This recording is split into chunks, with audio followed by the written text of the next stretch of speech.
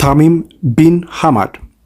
ታሚም ከሁለተኛ የትዳር ጓደኛው ከሞዛ ቢንት ናሲር የተወለደ የቀድሞ አሚር ሐማድ ቢን ካሊፋ አልታኒ ሁለተኛ ልጅ ነው።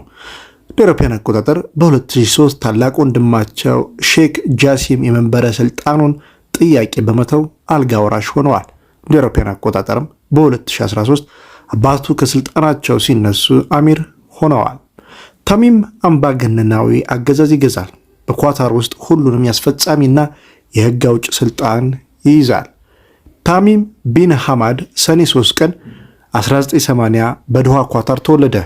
እሱ የሼክ ሐማድ ቢን ከሊፋ አልታኒ አራተኛ ልጅ እና የሼክ ሙዛ ቢንት ናስር አልማሲድ ሁለተኛ ልጅ የሐማድ ሁለተኛ ሚስት ልጅ ነው። ታሚም በታላቋ ብሪታንያ ሸርቦርን ትምህርት ቤት ወይም ኢንተርናሽናል ኮሌጅ በዶርሴትና በሃሮ ትምህርት ቤት የተማረ ሲሆን በ1997 ኤ ደረጃውን ተቀምጦ ነበር። ሼክ ታሚም ከሳንድህርስት እንደተመረቁ በኳታር ጦር ኃይል ውስጥ ሁለተኛ ሌተናል ሆነው ተሾሙ። እንደ አውሮፓውያን አቆጣጠርም ነሐሴ 5 ቀን 2003 የኳታር አልጋ ወራሽ ሆነ። ታላቅ ወንድሙ ሼክ ጃሲም የማዕረግ ይገባኛል ጥያቄውን ሲተው ማለት ነው። ከዚያም ጊዜ ጀምሮ በከፍተኛ የጸጥታና ኢኮኖሚክስ መስሪያ ቤቶች ውስጥ በመስራት ስልጣንን እንዲረከብ ተዘጋጅቷል። በነሐሴ 5 ቀን 2003 የኳታር ጦር ኃይሎች ምክትል ዋና አዛዥ ሆነው ተሾሙ። ኳታር ዓለም አቀፋዊ ተሰሚነትን ከፍ ለማድረግ በምታደርገው ጥረት ሼክ ታሚም ስፖርትን አስተዋውቀዋል። እንደ አውሮፓውያን አቆጣጠር በ2003 ከሌሎች ኢንቨስትመንቶች መካከል የፓሪስ ሴንት ጀርመን ፉትቦል ክለብ ባለቤት የሆነውን ኦሬክስ ኳታር ስፖርት ኢንቨስትመንቶችን አቋቁሟል።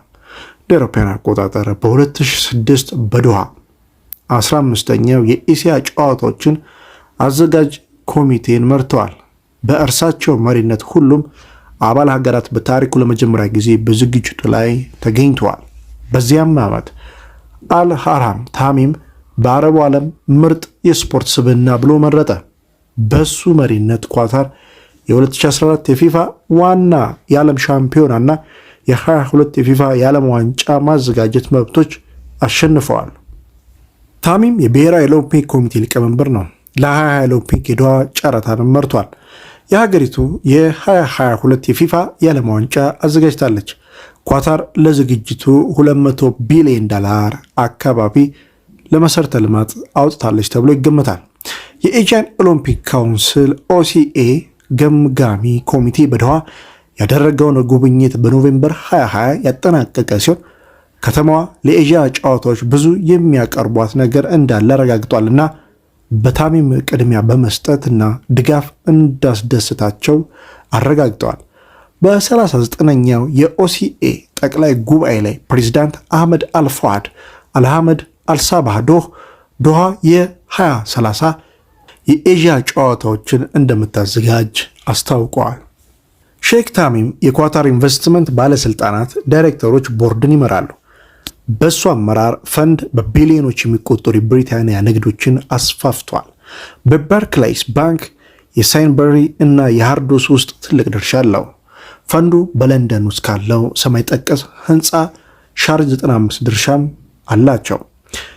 የአካባቢና የተፈጥሮ የበላይ ምክር ቤት ኃላፊ ናቸው።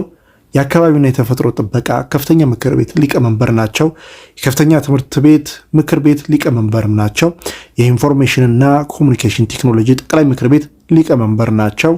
የህዝብ ስራዎችን ባለስልጣን አሽሃል እና የከተማ ፕላን እና ልማት ባለስልጣን ዩፒዲኤ ዳይሬክተሮች ቦርድም ሰብሳቢ ናቸው። የኳታር ዩኒቨርሲቲ የገዢዎች ቦርድ ሊቀመንበርም ናቸው። የገዢው ቤተሰብ ምክር ቤት ምክትል ሊቀመንበርም ናቸው። የኢኮኖሚ ጉዳዮችና ኢንቨስትመንት ጠቅላይ ምክር ቤት ምክትል ፕሬዚዳንት፣ የቅንጅትና ክትትል ከፍተኛ ኮሚቴ ምክትል ሰብሳቢም ናቸው። የስፖርት ለሁሉም አባል አውሮፓውያን አቆጣጠር ሰኔ 25 ቀን 2013 የታሚም አባት ሼክ ሐማድ ቢን ካሊፍ አልታኒ የኳታር አሚር ሆነው ስልጣን ለመልቀቅ እንዳሰቡ ለቅርብ ዘመዶቻቸውና ረዳቶቻቸው ገልጿል።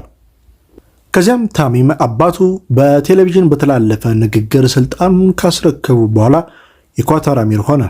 ቀደሙት ሁለቱ የኳታር ገዢዎች አልታኒ ቤተሰብ ደም በሌለው መፈንቅለ መንግስት ወደ ስልጣን ሲወጡ ታሚን በስልጣን በመልቀቅ የመጀመሪያው ነው።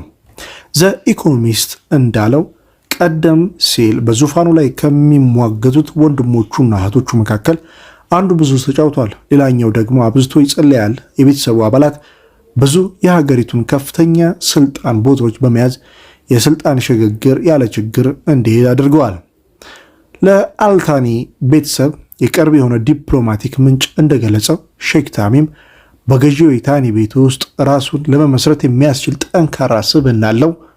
ወንድማቸው ሼክ ጃሲም ከስልጣን ከለቀቁ በኋላ የአውሮፓውያን አቆጣጠር ነሐሴ 5 ቀን 2003 ዘውድ ልዑል ሆነዋል። በቢቢሲ የተናገሩ ዲፕሎማቶች ለ8 ዓመታት ዘውድ ልዑል ሆነው ያገለግሉ ጃሲም የፖለቲካ ስልጣናቸውን ለማስፋት ተስፋ አድርገው ነበር ሲሉ ተከራክረዋል። በ2003 ሼክ ጃሲም ከዘውድ ልዑል ቦታ ለቀቁ።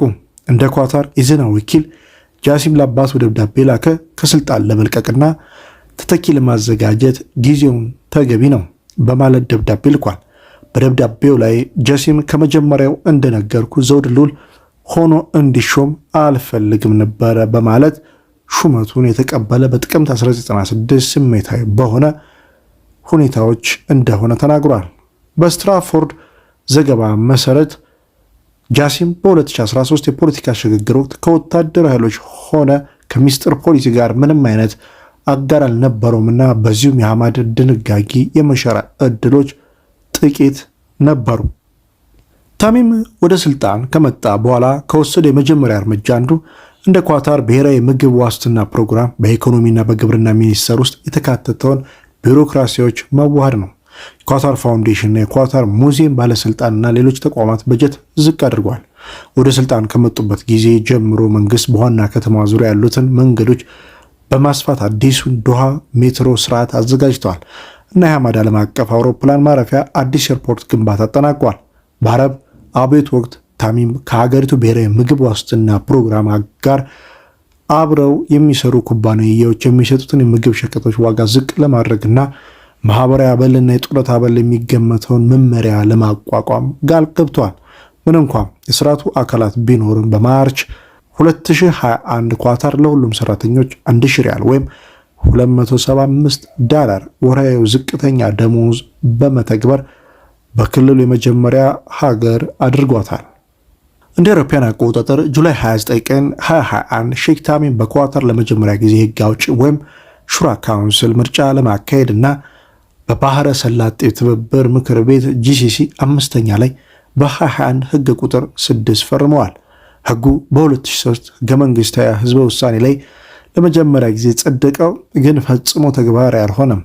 ሹራክ ምክር ቤት ላይ 45 መቀመጫዎች ውስጥ 2/3 ወይም 30 መቀመጫዎችን ሲመርጡ ኤሚሪ ቀሪውን 15 የምክር ቤት አባላት ሲሾም ለዚህ አናሳ ቡድንና ካቢኔዎች በመከላከያ በውጭ ጉዳይ ሚኒስቴርና በሌሎች በመንግስት ወሳኝ ጉዳዮች ላይ የመወሰን ከፍተኛ ስልጣን በመስጠት ነው። የተመረጡት የሹራ ካውንስል አባላት ህግ የማውጣት፣ የክልሉ በጀት የማጽደቅ፣ ዋና ዋና ጉዳዮች ላይ ክርክር እና ለገዢው አሚር ምክር የመስጠት ስልጣን ተሰጥቷቸዋል። ይህ ህግ በዜግነት የኳታር ዜጎችና ሌሎች ቡድኖችን በማግለሉ በዓለም አቀፍ የመብት ተሟጋች ድርጅቶች ከፍተኛ ትችት ደርሶበታል። አውሮፓውያን አቆጣጠር ኦክቶበር 2 2021 በኳታር ለመጀመሪያ ጊዜ የተካሄደው ምርጫ 63.5% የመራጮች ተሳትፎ አስመዝግቧል። ነገር ግን መብታቸው የተነፈጉ ቡድኖች በተቃውሞ የኳታር ባለስልጣናት በዓለም ዙሪያ ያሉ መሪዎችን በደስታ ተቀብለውታል። ታሚም በአባታቸው ፈለግ የተከተለውን ስራ እንዲቀጥልና የሶሪያ ቀውስ እና የዳርፉርን ስምምነት ጨምሮ ኳታር በወሳኝ ዓለም አቀፍ ጉዳዮች ላይ ያላትን ሚና እንደሚያሳድግ ጠብቀውም ነበር።